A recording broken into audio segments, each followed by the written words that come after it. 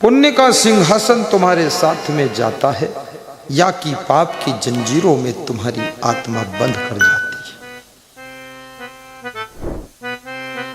इसलिए पुण्य कीजिए। चिड़ियों को भी दाना कभी कभी चुगाइए, मछलियों को आटे की गोलियां खिलाइए।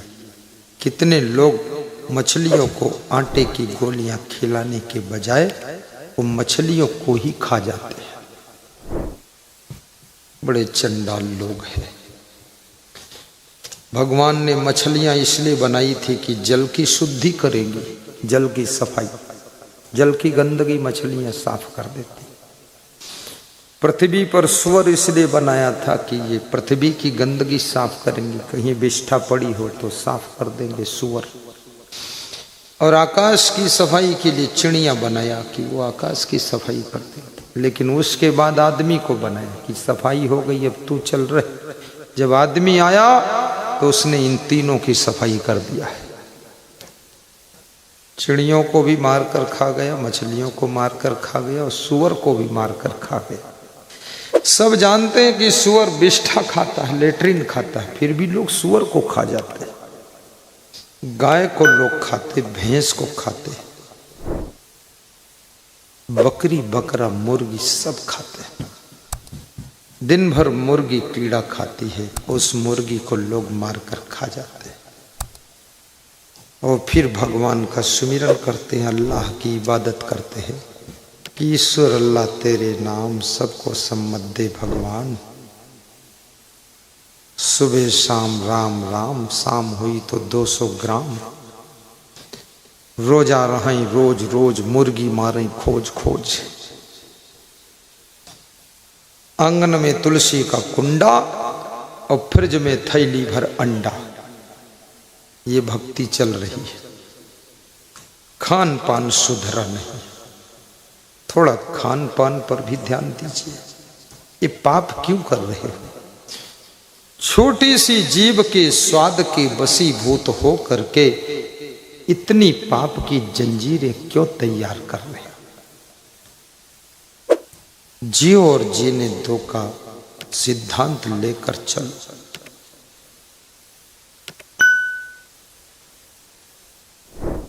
दया धर्म का पालन करो।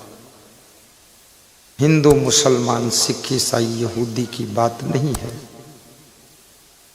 आज विश्व युद्ध होने वाला है। सब बेईमानी के कारण ही विश्व युद्ध होगा। जब किसी के अस्तित्व पर खतरा मंडराता है तो उसे युद्ध करने के लिए तैयार होना पड़ जाता है। इजराइल और गाजा में युद्ध चल ही रहा था। यूक्रेन और रशिया में युद्ध हो ही रहा है। ईरान और अमेरिका में भी युद्ध होने वाला है। वेनेजुला के राष्ट्रपति को अमेरिका के राष्ट्रपति ने गिरफ्त कर लिया है। उधर अफगानिस्तान और पाकिस्तान में भी तनातनी है। चाइना हिंदुस्तान को खाकर मगरमच्छ की तरह हजम कर देना चाहता है। इन सब खतरों के बीच में विश्व युद्ध का बिगुल बजने वाला है। जो बच जाएंगे वो 1,000 एकड़ जमीन के मालिक बनेंगे और जो मर जाएंगे वो फिर चिड़िया बनकर उड़ते रहेंगे। विश्व युद्ध होगा। विश्व युद्ध होने से पहले पुण्य कर लो, गुरु दीक्षा ले लो, नाम दान ले लो, गुरु मंत्र ले लो, दान पुण्य कर लो, सेवा कर लो, माता पिता की, अतिथि की, भाई बहन की, गुरु की सेवा तुम अन्न वस्त्र और धन से ही कर सकते हो। गुरु की सेवा तुम चरण दबाकर नहीं कर सकते हो, क्योंकि जो ब्रह्मचारी गुरु है वे सबसे चरण दबवाते ही नहीं। छूना मना है, दूर रहो। क्योंकि तेज और तप की रक्षा के लिए चरण भी सोच समझकर दबवाना चाहिए।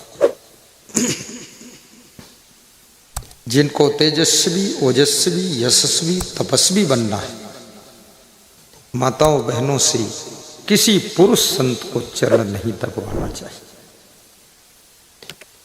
ऐसे माताएं बहनें भारतीय संस्कृति के दृष्टिकोण से स्वयं पूज्य मानी जाती है। मैंने योगी आदित्यनाथ को देखा कन्या के चरण धोते हुए, पूज्य होती है और हर मां की पूजा होती है। कलयुग में कोई कलंकी पैदा हो गया, वो मां को भले अपमानित करता हो, नहीं तो माता पिता तो पूज्य ही होते हैं। देवी देवता ईश्वर ब्रह्म परमात्मा तो दिखता नहीं है, लेकिन माता पिता दिखते हैं, उनको तो मानते नहीं। अतिथि देवो भव, मातृ देवो भव, पितृ देवो भव, आचार्य देवो भव का सिद्धांत लेकर चलिए। घर घर में स्वर्ग पैदा करिए। राम जैसा पुत्र, कृष्ण भगवान जैसा बेटा, कोई महान संत जैसा पुत्र रत्न तुम्हारे घर में जन्म ले, फिर तो तुम्हारा घर ही मंदिर है। राधा जैसी कन्या हो, सीता जैसी बेटी हो, जनकपुर को कौन जानता अगर सीता वहां जन्म न लेती। राजा जनक के पिता कौन थे कोई नहीं जानता है। सीता के तेजस्वी बेटी के जन्म लेने से राजा जनक की याद लोग करते हैं, जनकपुर की याद करते हैं, और जनकपुर धाम बन गया। राजा दशरथ के पिता कौन थे कौन जानता, बहुत कम लोग। लेकिन दशरथ को क्यों जानते हैं? क्योंकि भगवान के पिता बनने का सौभाग्य मिला। और राम जिस नगरी में अवतार लेते हैं वो अयोध्या नगरी भी पूजी जाती है। कितने लोगों को मैंने देखा अयोध्या की मिट्टी उठाकर मस्तक में स्पर्श करते हैं। और गोवर्धन पहाड़ जिसको भगवान कृष्ण ने हाथ पर उठाया था, उस पहाड़ की भी पूजा होती है, उसकी लोग परिक्रमा करते हैं। जिस कामदगिरी पर्वत पर चित्रकूट में भगवान श्री राम अधिक समय तक निवास किए थे, उस पर्वत की भी लोग परिक्रमा करते हैं। याद रखना, कोई महान पुत्र का जन्म होता है, कोई दिव्य आत्मा जिस गांव में जन्म ले लेती है, उस गांव को भी लोग नमन वंदन करते हैं, प्रणाम करते हैं। उस माँ बाप को भी लोग पैर छू करके नमस्कार करते हैं। यही ध्यान लगाइए कि मेरे द्वारा कोई विशेष पुत्र रत्न का जन्म हो, कोई मेरे घर में महान पोता पैदा हो, नाती महान पैदा हो। उग्रसेन का नाती कृष्ण भगवान है। जब उग्रसेन को जंजीरों में बांधकर जेल में डाला गया, उग्रसेन के पुत्र कंस ने जेल में डाल दिया, तो नाती ने ही उनके बंधन खोला था। जब कृष्ण नंदगांव बरसाना से मथुरा में प्रवेश करते हैं, कंस का वध करते हैं और अपने माता पिता देवकी और वसुदेव के हथकड़ी बेड़ी को तोड़ने के लिए जाते हैं। याद रखना, माता पिता का उद्धार करना पुत्र का परम धर्म होता है। तो माता पिता ने कहा, अपने नाना श्री की हथकड़ी बेड़ी पहले काटो जाकर, उसके बाद मुझे बंधन से मुक्त करो। याद रखना, नाती और नतनिन का धर्म है कि नाना और नाती को भी बंधन से मुक्त करे और तार दे, दुख ना दे। कृष्ण ने कहा, मैं पहले ही जाकर के उग्रसेन के हथकड़ी बेड़ी को काट चुका, अब पिताजी आज्ञा दीजिए, मैं आपकी भी हथकड़ी बेड़ी काट दूं, आपको बंधन से मुक्त करूं। वासुदेव की आंखों में आंसू हैं, देवकी रो रही है कि मेरा पुत्र कितना महान है। सबके द्वारा तो मनुष्य जन्म लेता है, किसी के द्वारा तो पशु भी जन्म लेता है, लेकिन मेरे द्वारा भगवान ने जन्म लिया है, मेरा नाम भी अमर कर दिया है। कौन जानता देवकी को, कौन जानता वासुदेव को। याद रखना, वासुदेव को बाप कौन था उसका भी तुमको पता नहीं, लेकिन वासुदेव किसके बाप थे वो पता हो गया। इसलिए आपके घर में कोई प्रतिभावान का जन्म होना चाहिए।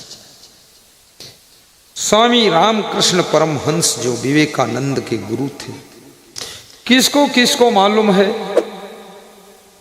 कि परमहंस रामकृष्ण के गुरु कौन थे? बहुत कम लोगों को मालूम है। लेकिन विवेकानंद के गुरु कौन थे? लगभग सबको मालूम है, परमहंस रामकृष्ण थे। कोई ऐसा शिष्य महान जब तुम्हारे कर कमलों से दीक्षा लेता है हे गुरुवर, तो वो गुरु का नाम भी अमर कर देता है, गुरु का नाम रोशन कर देता है। कोई महान विद्यार्थी जब तुम्हारे द्वारा शिक्षा प्राप्त करता है, आज उज्जैन की नगरी संदीपन गुरु का नाम भी लिया जाता है, क्योंकि कृष्ण ने वहां शिक्षा प्राप्त किया था। टीचर बहुत विद्यार्थियों को पढ़ाता है, लेकिन उसी में से कोई एक विद्यार्थी ऐसा भी पढ़कर आता है जो कृष्ण भगवान जैसा शिक्षा लेता है। संदीपन गुरु कहते थे, तुमको क्या पढ़ाऊं, तुम पढ़ने के लिए नहीं आए हो कृष्ण, केवल हमारा नाम ऊंचा करने के लिए यहाँ आए हो। तुम तो पूरी दुनिया को पढ़ाओगे, हम तुमको क्या पढ़ाएंगे। और संदीपन गुरु का नाम ऊंचा, अपने गुरु का नाम ऊंचा कीजिए, अपने माँ बाप नाना नानी का नाम ऊंचा कीजिए। इसके लिए अपने चंचल मन को जीत लीजिए और उपद्रवी इंद्रियों को काबू कीजिए और अपनी एनर्जी को सही उपयोग कीजिए और आप आगे बढ़िए। धनवान, महान, गुणवान, चरित्रवान, विवेकवान, बुद्धिमान बनिए, तो जरूर तुम्हारे नाना नाती को भी तुम पर नाज होगा, तुम्हारे माता पिता का सब काम काज होगा और तुम्हारे गुरु का भी गौरव बढ़ेगा, गौरव बढ़ेगा। अभी उज्जैन के कलेक्टर के यहाँ मैं गया था। उज्जैन में आश्रम बनना है, तुम्हारे पड़ोस से उज्जैन, बहुत भव्य आश्रम बनना है। उज्जैन, अयोध्या, दो तो ठान लिया हूँ आश्रम बना। अयोध्या में जमीन ले चुका हूँ और उज्जैन में लेने वाला बस फाइनली है। तो कलेक्टर से विधायक जी ने कहा कि गुरु जी को जमीन दिलाइए कहीं। तो बिहार का कलेक्टर था, मेरे साथ बिहार के साधु थे, तो उन्होंने कहा अभी कहाँ से आ रहे? हमने कहा धार जिला विधायक बेल सिंह भूरिया सत्संग कराए थे, वहां से आ रहा हूँ। बोले विधायक बहुत है आपके पास? हमने कहा 100 से तो कम नहीं, सांसद भी 50 और कलेक्टर तो 200। बोले अरे इतना प्रभावशाली संत। तो उन्होंने कहा इसलिए 3 घंटे से आपका इंतजार कर रहा हूँ, इंदौर में मीटिंग है। हमने सोच लिया इतना बड़ा गुरु आ रहा, अब जाऊंगा नहीं। जमीन देने के लिए एप्लीकेशन लिया और कहा इसे कराऊंगा। हमने कहा आपका जन्म स्थान कहाँ से? बोले बिहार। तो मैंने कहा बिहार के हर जिले में सत्संग कर चुका हूँ और बिहार में 2.5 महीने प्रवचन करता हूँ। तो हमने 40 जिले काउंटिंग कराए। बोले कमाल है। और बिहार के संत थे उनका परिचय कराया, एमपी के संतों का परिचय कराया, दिल्ली के संतों का। बोले सब जगह के हैं। बोले मैं पूरा अब वर्किंग करूंगा, एसडीएम को बोलूंगा, तहसीलदार को बोल दूंगा, जगह ढूंढो कहीं अच्छी जगह गुरु जी को देना। हमने कहा जो नॉमिनल पेमेंट होगा वो भी दे दूंगा, गवर्नमेंट जो चार्ज लेती है। दूसरी तरफ किसान की रजिस्ट्री जमीन भी ढूंढ ली गई। इधर कलेक्टर दे तो ठीक, नहीं तो रजिस्ट्री जमीन खरीदकर सबके कल्याण के लिए, सुविधा के लिए उज्जैन की धरती पर भी आश्रम बनाया जाएगा। इसलिए मैं कहता हूं सुनील कुमार जैसे तुम भी बनो। सुनील खड़े हो, कल ही रसीद कट्टा ले गए थे, रामा दल के सदस्य बने थे, आज ही सब दान करा कर ले आए। प्रभावशाली व्यक्ति। आप भी एक एक कट्टा ले लो, दो दो बंदूक ले लो, तीन तीन राइफल ले लो, चार चार रिवॉल्वर ले लो, सब एकजुट हो जाओ। चींटियां जब एकजुट हो जाती हैं तो बहुत बड़े कीड़े को भी खींचकर अपने गड्ढे की तरफ ले जाती हैं। और याद रखना, हाथी जब इकला पड़ जाता है तो वो भी जंगल के भेड़ियों से मार दिया जाता है।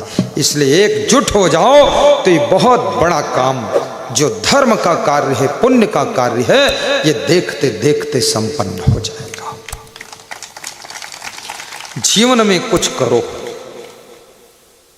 आलसी मत बनो, शर्मीले मत बनो, संकोची मत बनो। धर्म के लिए कभी शर्म नहीं करना चाहिए। क्या भगवान राम ने केवट से नाव मांगने में शर्म किया था? नहीं। भगवान कृष्ण ने गोवर्धन पहाड़ उठाने के लिए ग्वाल बालों से सहयोग मांगने के लिए क्या संकोच किया था? नहीं। परशुराम भगवान ने भगवान श्री राम से क्षमा मांगने में संकोच नहीं किया था।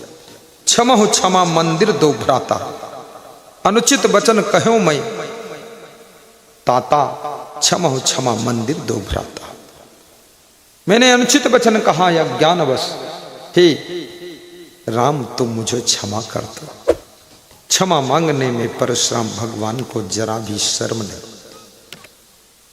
आजकल कितने लोग रोज गलती करते, क्षमा नहीं मांगते और आंख दिखाते हैं। सीना जोरी, चोरी फिर सीना जोरी, और ज्यादा कहो तो तुम्हारी हड्डी तोड़ी। ऐसे लोग खतरनाक बदमाश पैदा हो। गलती भी करते हो, सीना जोरी भी करते हो, ज्यादा करो तो तुम्हारी खोपड़ी फोड़ी, हाथ पांव तोड़ी। चोर कहीं का। कम से कम विनम्रता तो होनी चाहिए, शर्म नहीं आती है। क्षमा बड़न को चाहिए, छोटन को उत्पात। विष्णु की क्या घट गई जो भृगु ने मारी लात। जो क्षमा करते हैं वही बड़े होते हैं, जो क्षमा मांगते हैं वो उन बड़ों से भी बड़े होते हैं। इसलिए हंसकर क्षमा मांग लेना चाहिए और झुक करके क्षमा कर देना चाहिए। क्षमा मांगने वाला परिवार, क्षमा करने वाला परिवार कभी टूटता नहीं है, हमेशा संगठन बना रहता है। जय। बिना गलती के भी जो लोग क्षमा मांग लेते हैं, एडवांस क्षमा मांगते हैं। हमारे पास में कुछ शिष्य हैं जिनका नाम है सतकर दास और शीलकर दास, नवीन दास और आदित्य दास और योगेश दास, कृष्णपाल दास। बिना गलती के भी एडवांस क्षमा मांग लेते हैं। अभी फोन आया आदित्य दास का कि गुरुदेव छत्तीसगढ़ के प्रोग्राम में कुछ गलती हुई हो तो क्षमा कर देना। हमने कहा गलती तो हुई नहीं। बोले एडवांस मांग लेता हूं, हो सकता हो। नम्रता होनी चाहिए। ये घमंड को पालतू कुत्ता बनाता है खोपड़ीबाज। अपनी सासू से क्षमा मांग लो। आजकल तो कलयुग में उल्टा हो गया, सासुएं जो है बहू से क्षमा मांग रही कि माफ करना बहू, थोड़ी जिंदगी बची है, जी लेने दो। रो रो कर सासू क्षमा मांग रही। इतनी नालायक बहू पैदा हुई, महाकाल की पत्नी, दुष्ट कहीं की। रुला के छोड़ा अपनी सासू को, नाक रगड़। कभी कभी अपने पति से भी क्षमा मांग लेना चाहिए। ये बहुत बड़ा कलयुग आ चुका है। कितने पति लोग अपनी पत्नी से क्षमा मांगते हैं। नाक रगड़ दिया पतियों ने और पत्नी बिल्कुल चंडिका अवतार बनकर खड़ी है तलवार लेकर कि टुकड़ा कर दूंगी। हे धूर्त कहीं का, धूर्तीन भूतिन चुड़ैल।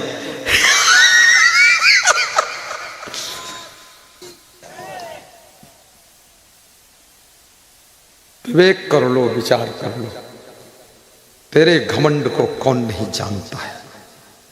और जब ये शरीर आग में दफन होगा, राख हो जाओगे, तब तेरा घमंड कहां जाएगा?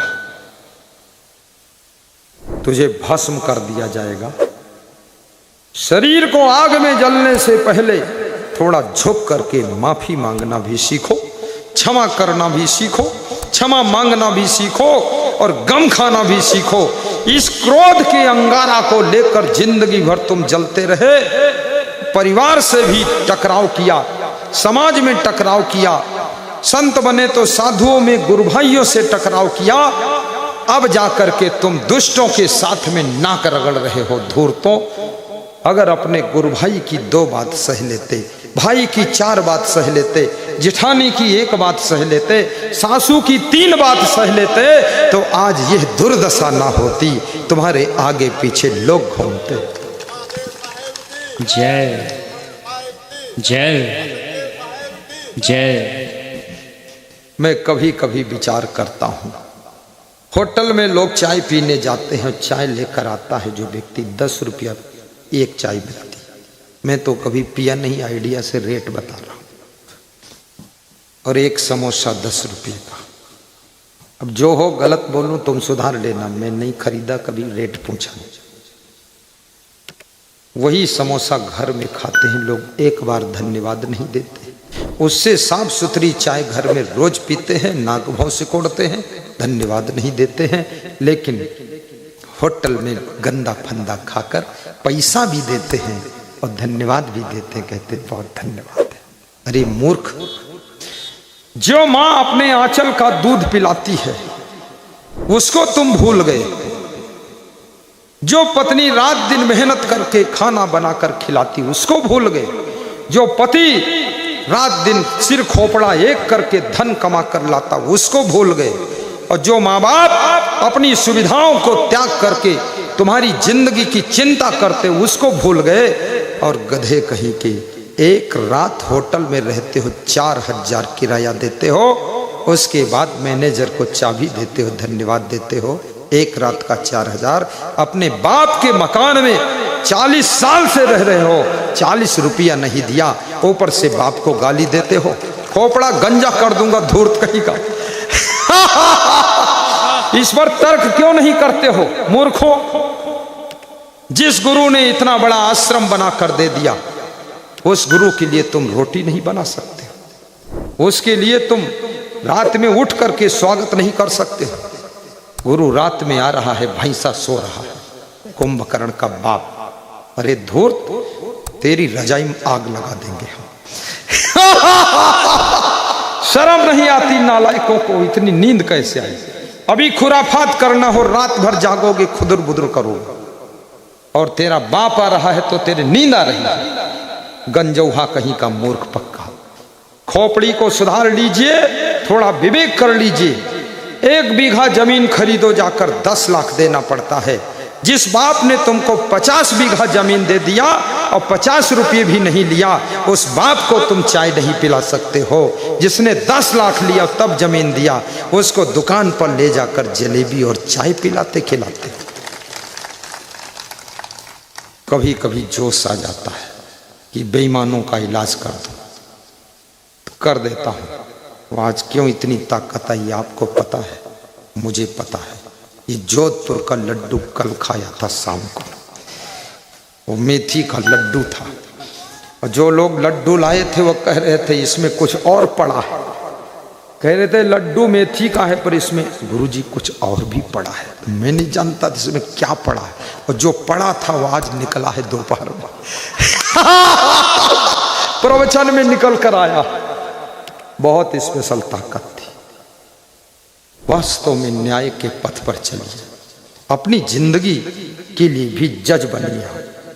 विचार करिए जज बन करके कि क्या मैं माता पिता के साथ न्याय कर रहा हूं, क्या अपने बेटों के साथ न्याय कर रहा हूं, क्या पड़ोसी के साथ न्याय कर रहा हूं, क्या बहनों के साथ मैं न्याय कर रहा हूं, क्या अपने भाई के साथ न्याय कर रहा हूं, क्या अपने गुरु के साथ जो करना चाहिए वही कर रहा हूं कि अनर्गल कर रहा हूं, क्या अपने शिष्यों के साथ मुझको जो करना चाहिए था वो किया कि उल्टा कर दिया।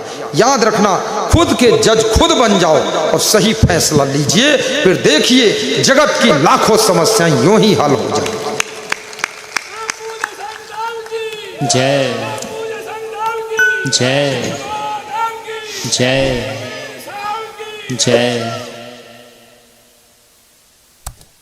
साहिब बंदगी बोलो साहिब और मुझसे कहो सत्संग बंद करो गुरुजी। बोलो मुझसे कहो बंद करो।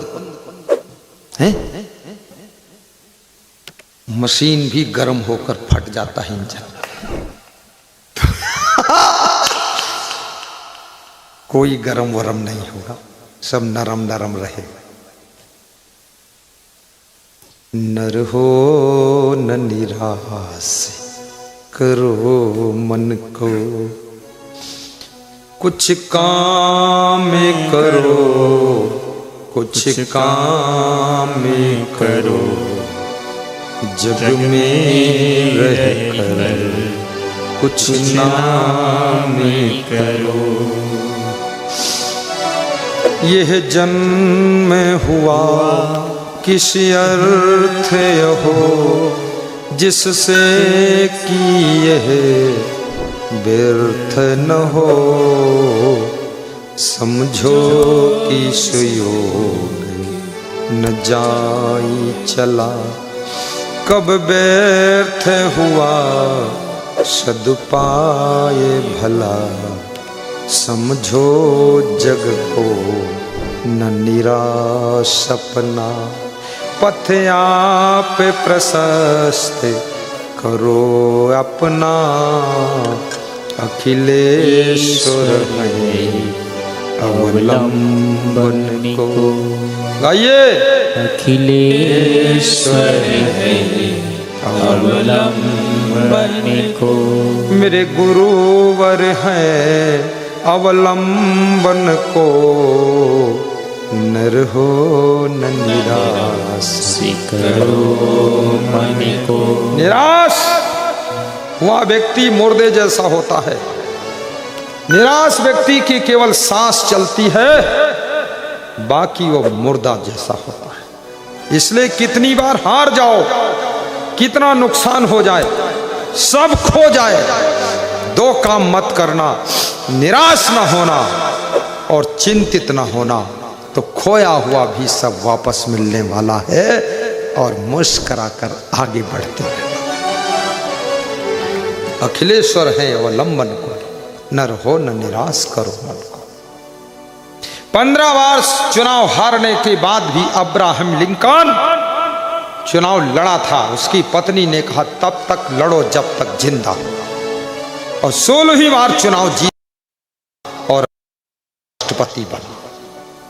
याद रखना, तुम एक बार चुनाव हार जाते हो, घर के कमरे के कोने में बैठकर सिसक सिसक कर रोते हो चुपके चुपके। अरे मूर्ख, दरवाजा खोल, बाहर निकल, मुंह धो, ठंडा पानी पी, मेरे पास आ, प्रवचन सुन, आशीर्वाद ले, फिर से चुनाव लड़, जीतेगा तू और तुलाराम जैसा सरपंच बनेगा। ये भी 2-3 बार हारा है। मेरे से पूछा लड़ूं कि न लड़ूं, मरने के बाद लड़ना बंद करना। वो लड़ता ही गया, वोटर भी ऊब गया कि इसको दे ही दो, एक बार दे दिया, फिर सरपंच बन गया। कभी हिम्मत मत हारना। अमरलाल मीणा जी रिटायर फौजी कामखेड़ा झालावाड़, जो एक बार मेरा सत्संग करा चुके हैं। कहाँ बैठे हैं अमरलाल? वो इधर उधर जाते हैं।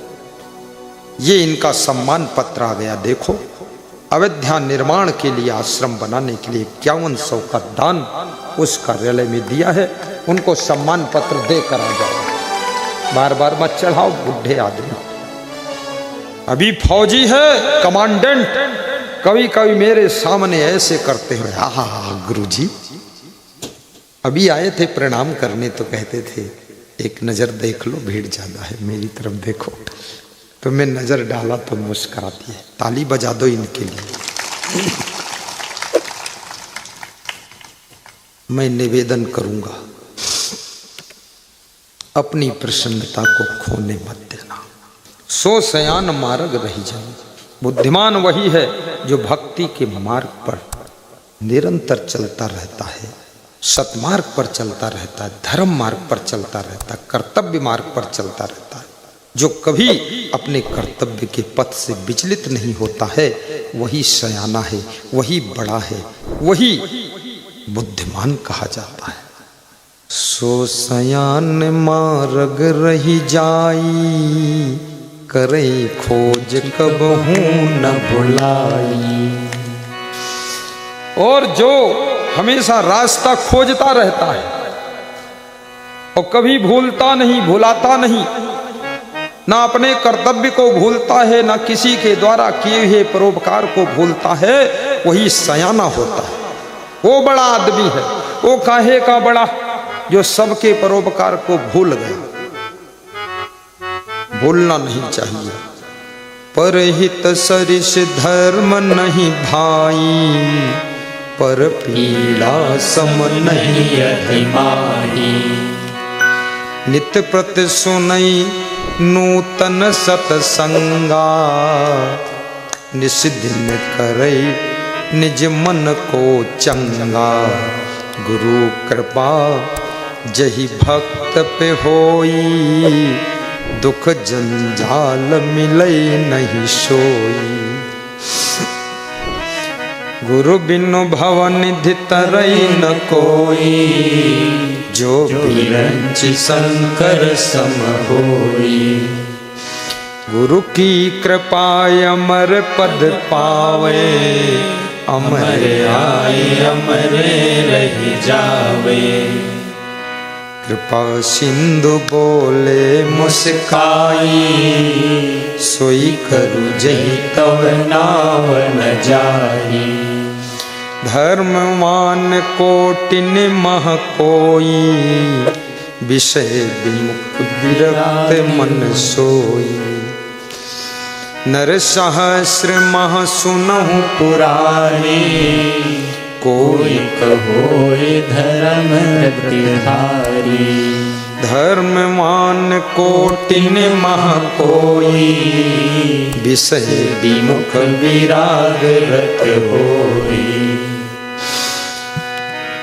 ज्ञानवंत कोटिन मह कोई, जीवन मोक्ष सुकृत फल सोई। वास्तव में धर्मवान बनो, महान बनो। आप सबका जीवन मंगलमय हो, आप सुखी रहें, प्रसन्न रहें और बार बार गुरु को बुलाकर। आज मैं सुबह पद यात्रा आया, इसी रोड पर बहुत दूर तक गया तो एक भक्त कह रहा था 2 साल बाद फिर आना, उसका नाम शायद रामचंद्र है। कहता फिर आना गुरुदेव 2 साल बाद। बोले हम लोग थोड़ी थोड़ी खेती है गुरुदेव, पहाड़ों के बीच में गांव है, लेकिन थोड़ी थोड़ी खेती में थोड़ी थोड़ी बचत करेंगे और आपका सत्संग करा देंगे। और ये गांव ऐसा गांव है जिन्होंने अपना सारा खर्चा एडवांस दे दिया है और उनकी इच्छा है 10-5 हजार ज्यादा दे दिया, जो तय हुआ था उससे ज्यादा दे दिया 10-5 हजार। कि मैं जानता हूँ गुरुदेव खर्चा बहुत आया है, 400 किलोमीटर आए हो, 350 जाओगे, ये 750-800 किलोमीटर आना जाना होगा आपका। मेरा तेल ही 1,20,000 का फूकेगा। तेल, मेंटेनेंस अलग, टोल टैक्स अलग, नौकरों का वेतन अलग, तेल ही तेल। टायर फट जाए तो बड़ा भाग्य। तो भक्त समझ गया कि और दे दो, गुरु संकोच में बोल नहीं पाया, दे दिया है, कुछ बकाया नहीं। गुरु का पैसा बकाया नहीं रखना चाहिए, भगवान का पैसा बकाया नहीं रखना चाहिए। ये कितनी सुंदर व्यवस्था गुरु के साथ में है, इतना सुंदर नया पंडाल है, बढ़िया कुर्सियां हैं, बिछावन भी, चटाई उसके ऊपर कपड़ा बिछा हुआ है और इतना सुंदर सोफा सेट है, इतना सुंदर व्यास गादी, ये सब तखत, इतना सुंदर साधु। देखो छोटी छोटी गैया, छोटे छोटे ग्वाल, छोटा छोटा गुरु और छोटा छोटा साधु और भगत, कितना सुंदर सा। नुक्ति का प्रसाद भी बहुत सुंदर है। आज भी नुक्ति है, पैकेट में पैक है, सबको बैठे बैठे मिलेगी। और थोड़ा दया करना, तुरंत भूख लगी हो तो तुरंत खा लेना, और ना लगी हो तो जेब में रख लेना। थोड़ा घर लिए जाना, जो बुजुर्ग लोग नहीं आ पाए हैं 2 दाने उनको खिला देना, बच्चों को खिला देना। ये प्रसाद है, ये बूंदी नहीं है, नुक्ति नहीं है। नाम नुक्ति है लेकिन गुरु का प्रसाद है। इसको एक एक दाना खुद भी खाओ, दूसरों को भी खिलाओ। प्रसाद बच्चों के लिए भी ले जाना। कोई लोग डबल प्रसाद मत लेना। इतना सत्संग सुना है, विवेक जग गया होगा। जब प्रसाद बटे तो बैठे रहो, जिसको मिल गया वो भी न उठे। और जिसको जाना है ट्रेन वगैरह पकड़ना, दूर जाना है, सीधे मंच पर आ जाओ, आशीर्वाद लेकर निकल जाना, ले लेना। बाकी जिसको यहीं 10-50 किलोमीटर में जाना है, उलझन मत करो, बैठे रहो, शांति से बैठो। अभी बंटवाऊंगा, कल की भांति आज भी आशीर्वाद मिलेगा, पास में आने का मौका मिलेगा। और परिक्रमा पथ बना हुआ है, इधर से प्रवेश होंगे, यूं जाएंगे, उधर से फिर इधर जाएंगे, फिर ऊपर चढ़ के आएंगे। पहले पुरुष, बाद को महिला। धक्का किसी को नहीं मारेंगे। दूर तक लंबी लाइन लगा लेंगे, चाहे पंडाल के बाहर लाइन पहुंच जाए, लेकिन ढकेला ढकेली नहीं करेंगे। डायरेक्ट सीढ़ी पर कोई नहीं चढ़ेंगे। अन्नदान कल आज्ञा दी गई थी, आज लगभग 5 कुंटल अन्नदान आ गया है दोनों तरफ। उनकी बलिहारी है जो अन्नदान लेकर आए हैं, आशीर्वाद है। उनके खेत में 5-5 कुंटल ज्यादा अन्न पैदा हो, ऐसा आशीर्वाद व्यास गादी दे रही है। जो अन्नदान नहीं लाए हैं उनके खेत में जंगली जानवर आकर खा ले, ताकि दान हो जाए। अब खुश होकर दान नहीं करोगे तो जंगली जानवर दान करा देंगे। और जिनके मन में गुरुदीक्षा लेने की इच्छा है, जहां संत भजन गा रहे हैं, यहाँ पर आपको कंठी माला मंत्र की किताब मिलेगी, वहां से खरीद लेना। 2 माला 50 रुपये की, किताब 50 रुपये की। दान पात्र ले लेना, नित्य दानी बनना। नित्य दानी बनने से मनोकामना पूर्ण होती है, दरिद्र दूर होता है। दारिद्र नाशनम दानम शीलम दुर्गति नाशनम। आज श्रीमती समता बोराना, जोधपुर की बेटी मोहनलाल सोलंकी की बेटी ने 10% अपनी कमाई का दान करने का संकल्प लिया। आज उसका नित्य दान 2000 रुपये आया और 3000 रुपये अलग से दान और भेजा कि जितना मुझे मिलेगा 10% गुरु का है। याद रखना, ये मोहन सोलंकी भी एक दिन कह रहे थे, गुरुजी इतना बेटे को दे दूंगा, इतना बेटी को दे दूंगा, लेकिन गुरु को भी कुछ दूंगा जरूर। मैंने कुछ नहीं कहा, मैंने सिर खुजलाया। हमने कहा जो मिलेगा ठीक है, नहीं मिलेगा तो मेरा भगत तो हमको मिला ही है, प्रेम भगत का मिला है। गुरु के लिए, धर्म के लिए, इसलिए 10वां 13 किया जाता है।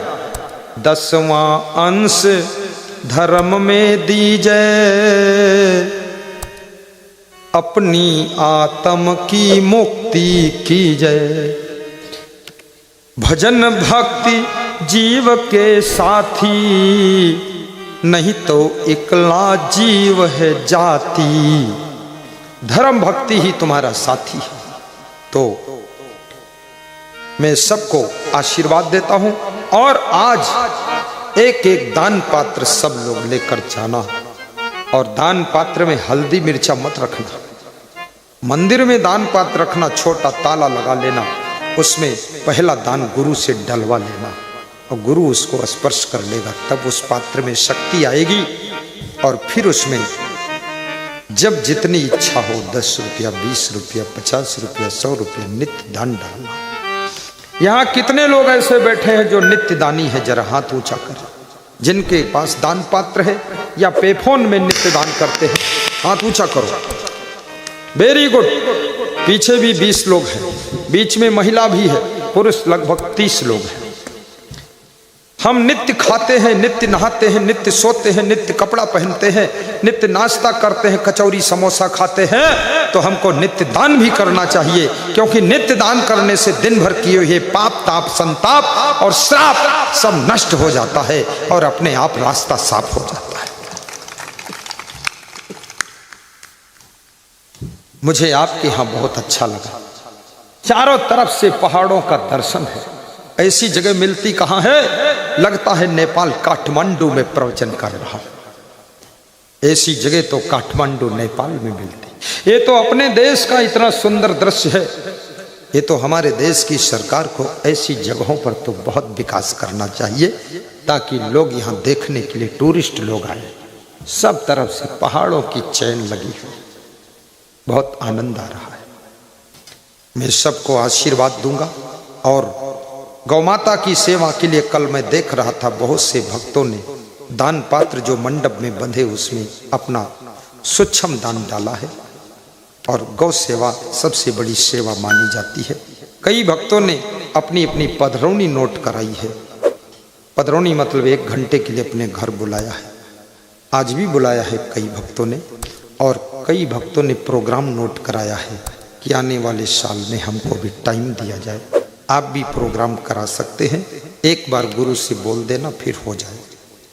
और कई भक्तों ने मुझसे पूछा तुम्हारी किताब उताब कहाँ मिलेगी? हमने कहा वहाँ धार्मिक पुस्तकालय में सब किताब खरीद लो, गुरु जी के फोटो खरीद लो। याद रखना, जिसके घर में गुरु का चित्र लग जाता है उस घर का चरित्र सुधरना शुरू होता है। और गुरु की तस्वीर जहाँ लग जाती है तो भगवान स्वयं तुम्हारी तकदीर को बदलने का काम शुरू कर देता है। गुरु की तस्वीर लगाइए, ये घोड़े गधे की तस्वीर मत लगाइए। और